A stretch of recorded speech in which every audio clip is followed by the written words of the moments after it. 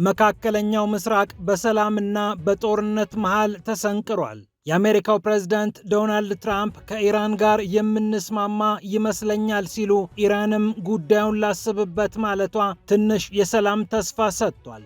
ይሁንና ኢራን ዳግም እንዳትሳሳቱ፣ ከተሸነፋችሁበትና እየተሸነፋችሁበት ካለው ጦርነት የበዛ ነገር ይዘን እንወጣለን ካላችሁ ጣታችን አሁንም ቃታው ላይ ነው ብላለች።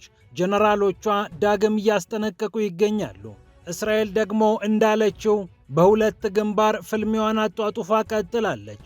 የሐማስንና የሂዝቦላህን አመራሮች በጋዛና በቤሩት ለመግደል ልዩ ዘመቻ መክፈቷም ተሰምቷል። በሊባኖስ የተኩስ አቁም ስምምነት ከተፈረመ በኋላ ለመጀመሪያ ጊዜ እስራኤል የሊባኖሷን ዋና መዲና ቤሩትን አጥቅታለች። በሂዝቦላህ ስር ያለውን የሬድዋን ጦር የሚመራውን አዛዥ ለመግደል ነው እስራኤል የተኮሰችው። ፊቷን ወደ ጋዛ አቅንታ የሐማሱን መሪ ልጅ ማቁሰሏም ተሰምቷል። የሐማሱ የፖለቲካ ቢሮ ኃላፊ ካሊል አልሃያ በተከታታይ ልጆቻቸውን ካጡ በኋላ አሁን ደግሞ ሌላኛው ልጃቸው ቆስሎባቸዋል። ታዲያ ፍርጥም ያለ ምላሽ ሰጥተዋል። የኔ ልጅ እንደ ማንኛውም ፍልስጤማዊ ልጅ ነው፣ በአቋሜ እጸናለሁ እንጂ አልንበረከክም ብለዋል።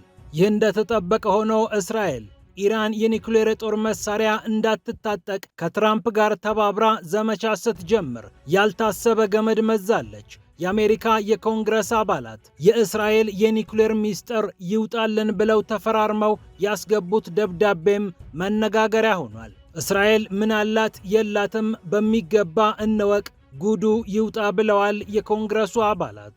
የትራምፕ አስተዳደርም በጉዳዩ ላይ ተወጥሮ እንደሚገኝ ተሰምቷል። የአሜሪካና እስራኤል ድብደባ የኢራንን የኒውክሌር ፕሮግራም እዚህ ገባ የሚባል ጥፋት አላደረሰበትም የሚል ሪፖርት ከተሰማ በኋላ ነው ይህ የመጣው። ጉዳዩን በስፋት እንመለከተዋለን። ወዲያ ደግሞ ኪየቭ ተጨንቃለች።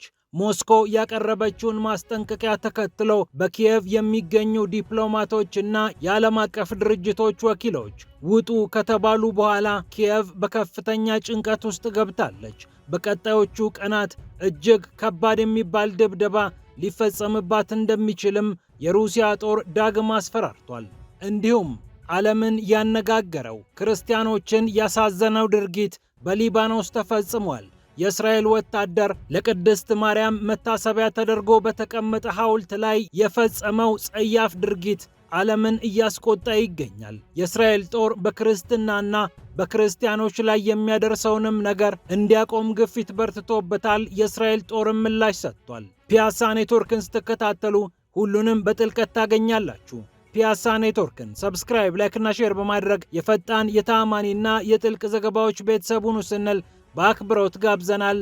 አሁን ወደ ጉዳዮቻችን አለፍን።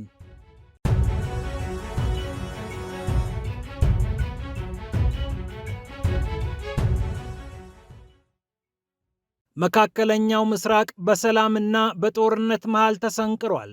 በአንድ በኩል የሰላም ተስፋ፣ በሌላ በኩል እሳት እየታየ ይገኛል። የአሜሪካው ፕሬዝዳንት ዶናልድ ትራምፕ ከኢራን ጋር የምንስማማ ይመስለኛል ሲሉ ኢራንም አሜሪካ ያቀረበችውን ሐሳብ በተመለከተ እያሰብኩበት ነው ብላለች። ይሁንና የኢራን ባለስልጣናት አሁንም እያስጠነቀቁ ይገኛሉ። ከተሸነፋችሁበትና እየተሸነፋችሁ ከምትገኙበት ጦርነት የበዛ ነገር ይዘን እንወጣለን ካላችሁ ጣታችንና ቃታው አሁንም እንደተገናኙ ነው ብለዋል ባለስልጣናቱ። አክሲዮስ እንደዘገበው 14 ነጥቦች ያሉትና በአንድ ገጽ ላይ ቅንብብ ተደርጎ የተቀመጠው ሐሳብ ሁለቱን ሀገራት የማስማማት ዕድሉ ሰፊ ነው።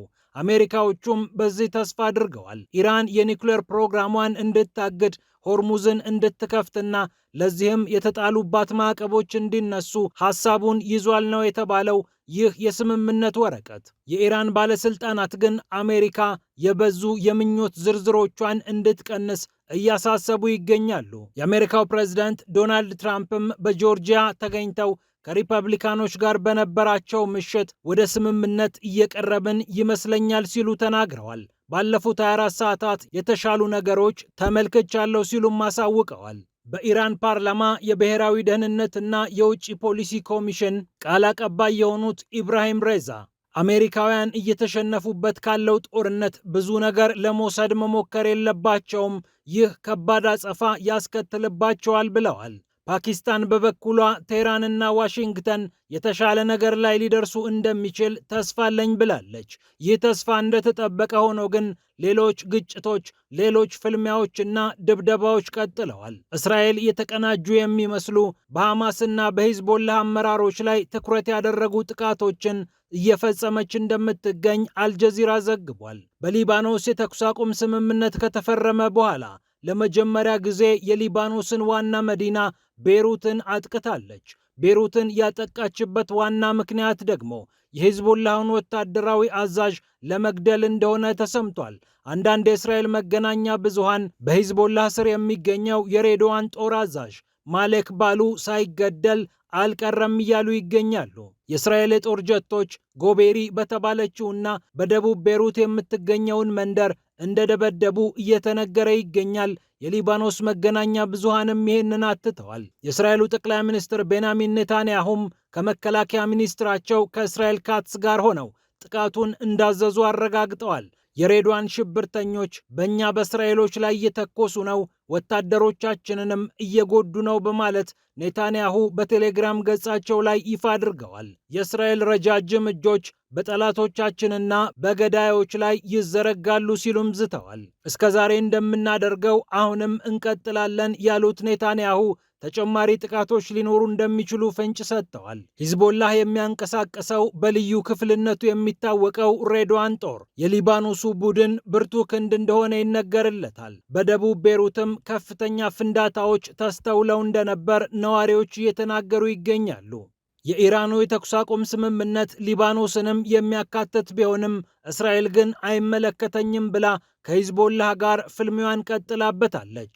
ይህ የተቀናጀ ዘመቻ የሚመስለው የእስራኤል ተከታታይ ጥቃት በጋዛም ቀጥሎ የታየ ሲሆን የሐማሱን መሪ ልጅ ክፉኛ ጥቃቱ እንዳቆሰለም ተነግሯል። ሐማስም ይህንኑ ጉዳይ አረጋግጧል። የሐማሱ የፖለቲካ ቢሮ ኃላፊ ኻሊል አልሃያ ልጃቸው ክፉኛ እንደቆሰለ ይፋ አድርገዋል። የኔ ልጅ እንደ ማንኛውም ፍልስጤማዊ ነው። ሌሎቹ ሲሞቱ እኔ እንደሚሰማኝ የኔም ልጅ ሲመታ ሌሎችም ያስባሉ። ይህ ግን ከመንገዴ አያስቆመኝም፣ ይበልጥ በአቋሜ ጸንቼ እንድቀጥል ያደርገኛል ብለዋል። በተለይ ጋዛን የማስተዳደር ኃላፊነት ያለባቸው ኻሊል አልሃያ ልጃቸው አዛም በእስራኤል ጥቃት የቆሰለው በጋዛ ከተማ ውስጥ እንደሆነ አሳውቀዋል። ዳራጅ በተባለችው የከተማይቷ ሰፈር የተፈጸመው ጥቃት የሌላም ሰው ሕይወት እንዳጠፋ ተነግሯል። አዛም ክፉኛ ቆስሏል ብለው አልሃያ ለአልጀዚራ ተናግረዋል። በጋዛ የፖሊስ አዛዥ የሆነ አንድ ኮሎኔልም በጥቃቱ ሕይወቱ እንዳለፈ ነው የተነሳው። የልጆቻችን ሞትም ሆነ የመሪዎቻችን ሰማዕትነት ከጉዟችን አያስቀረንም፣ አያስፈራንም ብለዋል ኻሊል አልሃያ። ኻሊል አልሃያ ከእስራኤል ጋር ለዘመናት ባደረጉት ትግል 3 ወንድ ልጆቻቸው ተገድለውባቸዋል። ሁለቱ በጋዛ 2008 እንደ አውሮፓውያን አቆጣጠር ነበር የተገደሉባቸው። በ2014 ደግሞ ሌላኛው ልጃቸው እንዲሁ ሕይወቱ አለፈ። ሶስተኛው ደግሞ በኳታር ዶሃ ከዓመት በፊት በእስራኤል በተሰነዘረ ጥቃት አለፈባቸው። ሌላኛው ወንድ ልጃቸው አዛም ኻሊል አልሃያ ደግሞ አሁን ክፉኛ ቆስሎባቸዋል። ከሐማስ አመራሮች መሃል አንዱ የሆኑት ጣሂር አልኖኖ በፌስቡክ ገጻቸው ላይ እንዳሉት እስራኤሎች የደረሱበትን የሞራል ውድቀት ለመሸፋፈን ይህንን ድርጊት ፈጽመዋል ብለዋል። የሚፈጸምብን ጥቃት የበለጠ ጠበቅ አድርገን እንድንደራደር ያደርገናል እንጂ ወደ ኋላ አይመልሰንም ሲሉም አስቀምጠዋል።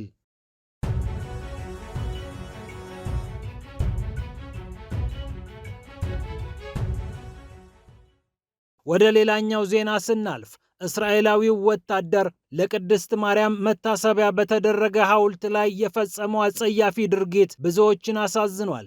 የእስራኤል ወታደሮች በተለይ በደቡብ ሊባኖስ የሚፈጽሟቸው ጸያፍ ድርጊቶች እየተወገዙ ይገኛሉ። የእስራኤል ጦርም ጉዳዩን በተመለከተ ምርመራ ጀምሬያለሁ፣ እኔም ደንግጫለሁ ብለዋል። ለቅድስት ማርያም መታሰቢያ ተደርጎ በተቀመጠውና ዴቤል በተባለው የሊባኖስ መንደር ውስጥ የሚገኘው ይህ ሐውልት እንደ ሌሎቹ የክርስቲያን ምልክቶች ሁሉ በእስራኤል ወታደሮች ጥቃት ደርሶበታል። ከዚህ ቀደም የኢየሱስ ክርስቶስን ሐውልት አንድ እስራኤላዊ ወታደር ገንድሶ ሲጥል የሚያሳይ ምስል ከተዘዋወረ በኋላ የእስራኤል ጦር እርምጃ ወስዳለሁ ማለቱም ይታወቃል። አሁን ደግሞ ይህ ወታደር በዚህ ሐውልት ላይ ሲጋራ በማስቀመጥ የፈጸመው ድርጊት ብዙዎችን አሳዝኗል፣ አንገት አስደፍቷል። ታይምስ ኦፍ እስራኤል እንደዘገበው የእስራኤል ጦርም እርምጃ ወስዳለሁ ብሏል። ወታደሩ ሲጋራውን እያጨሰ በሐውልቱ ላይም ሲጋራውን እያስቀመጠ ይታያል።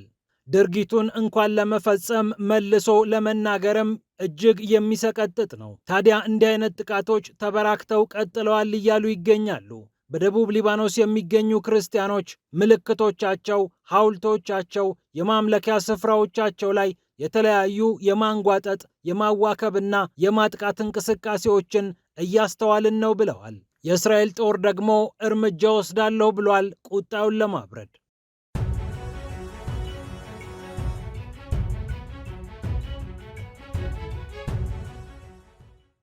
ይህ እንደተጠበቀ ሆኖ እስራኤል ሌላ ጉድ መጥቶባታል። ኢራን የኒውክሌር ጦር መሳሪያ ባለቤት እንዳትሆን ከአሜሪካው ፕሬዝዳንት ዶናልድ ትራምፕ ጋር ዘመቻ ላይ የምትገኘው ቴል አቪቭ ያንቺስ የኒውክሌር ጉዳይ ምን ላይ ደረሰ ተብላ ተጠይቃለች። የአሜሪካ ኮንግረስ አባላት ለአሜሪካው የውጭ ጉዳይ ሚኒስትር ማርኮ ሩቢዮ ሰብሰብ ብለው የጻፉት ደብዳቤም ልዩ ትኩረትን ስቧል። እነዚህ ከ30 በላይ ይሆናሉ የተባሉ የኮንግረስ አባላት የእስራኤል የኒውክሌር ጉዳይን በተመለከተ ሚስጥሩ ይውጣ፣ ያለው ነገር ይታወቅ ብለው ነው ደብዳቤያቸውን የጻፉት። ዲሞና በተባለው የእስራኤል የኒውክሌር የጦር መሳሪያዎች ይገኙበታል ተብሎ በሚጠረጠረው የኒውክሌር ማዕከል ውስጥ ያለው ነገር ምንድን ነው? ለመሆኑ እስራኤል የኒውክሌር የጦር መሳሪያ አላት ወይ? ካላትስ ስንት? ማስወንጨፊያዎቿስ ምን ይመስላሉ? ጉዳዩን እንወቀው ብለዋል። በመካከለኛው ምስራቅ ያለውን የኒውክሌር ኃይል ሚዛን በሚገባ ሳንረዳ ሌሎችን መውቀስ አንችልም።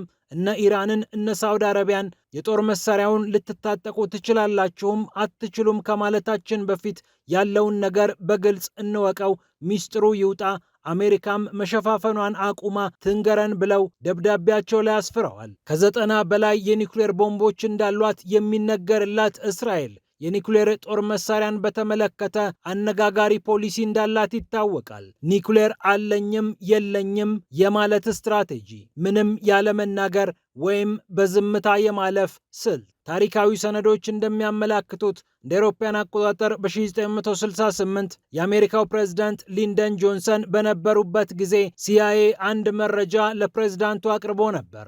እስራኤል የኒውክሌር ጦር መሳሪያ በእጇ የምታስገባበትን ሂደት አጠናቃለች የሚል ነበር መረጃው።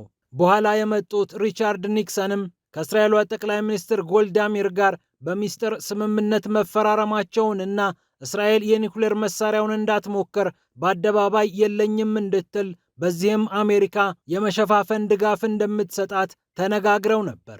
በኔጌቭ በረሃ ውስጥ የሚገኘው የእስራኤል የኒውክሌር ምርምርን በተመለከተ ሞርድሃይ ቫኑኑ የተባለ አንድ እስራኤላዊ መረጃውን ለእንግሊዙ ዘ ታይምስ አሳልፎ ከሰጠ በኋላ እስራኤል የኒውክሌር ቦምብ ባለቤት እንደሆነች ተሰምቷል። ይህ ሰው ለረጅም ዓመታት በእስር እንዲማቅቅም ተደርጓል።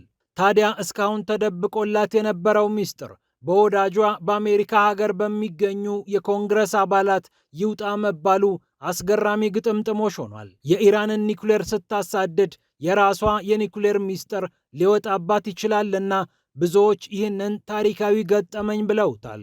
ይህ ዜና የተሰማው ደግሞ አሜሪካና እስራኤል የፈጸሙት ድብደባ በኢራን የኒውክሌር ፕሮግራም ላይ የረባ ጉዳት አለማድረሱ ከተሰማ በኋላ ነው።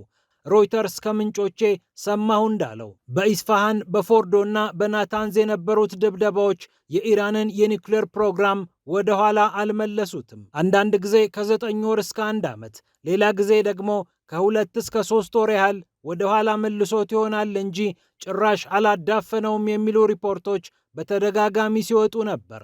አሁንም ይላል ሪፖርቱ ኢራን የኒውክሌር ቦምብ ባለቤት የምትሆንበት ዕድል ሰፊ ነው። በእርግጥ ኢራን የኒውክሌር ቦምብ ባለቤት ለመሆን እየሰራሁ ነው ብላ አታውቅም።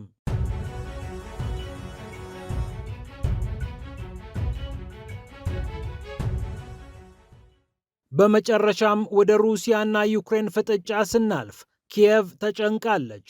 ዲፕሎማቶች፣ የዓለም አቀፍ ድርጅት ተወካዮች ይውጡ ብላ ሩሲያ በድጋሚ ማስጠንቀቂያ መስጠቷ ከተማይቱ ጭንቀት ውስጥ እንድትገባ አድርጓል። በሳምንቱ መጨረሻ ቀናት የሚከበረው የሩሲያ የድል በዓል በዩክሬን የሚደናቀፍ ከሆነ በሞስኮ ቀዩ አደባባይ ላይ ኪየቭ የምትተኩስ ከሆነ የበቀል እርምጃ ወስዳለሁ፣ በኪየቭ አንድም ነገር አልምርም፣ ለዚህ ደግሞ ለዝግጅት እንዲጠቅማችሁ ቀደም ብላችሁ ከተማዋን ለቃችሁ ውጡ ስትል ሞስኮ ለዲፕሎማቶች አሳውቃለች። ይህንን ትዕዛዛችንን በሚገባ እንድታጤኑት እንፈልጋለን ብለዋል የሩሲያ የውጭ ጉዳይ ሚኒስቴር ቃል አቀባይ ማሪያ ዛካሮቫ። ከሰሞኑ በተከታታይ የተፈጸሙት በሞስኮ ላይ ያነጣጠሩት የዩክሬን ድሮን ጥቃቶች በሩሲያ ዘንድ ለበቀል መነሳሳትን ፈጥረዋል።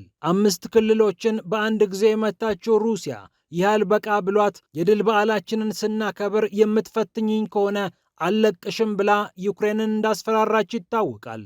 ማሪያ ዛካሮቫ በመግለጫቸው ታሪክን እንደ አዲስ መጻፍ የሚፈልጉ ድል እንደነሳናቸው ማወቅም መስማትም የማይፈልጉ ሰዎች የሽብር ጥቃት ሊፈጽሙብን ይችላሉ፣ ይህንን ደግሞ አንቀበልም ብለዋል። ፒያሳ ኔትወርክን ስትከታተሉ ስለቆያችሁ ክብረት ይስጥልን ብለናል። ፒያሳ ኔትወርክን ሰብስክራይብ፣ ላይክና ሼር በማድረግ የፈጣን የተአማኒና የጥልቅ ዘገባዎች ቤተሰብ ሁኑ ስንል በአክብሮት ጋብዘናል። ሰላም ለዓለማችን።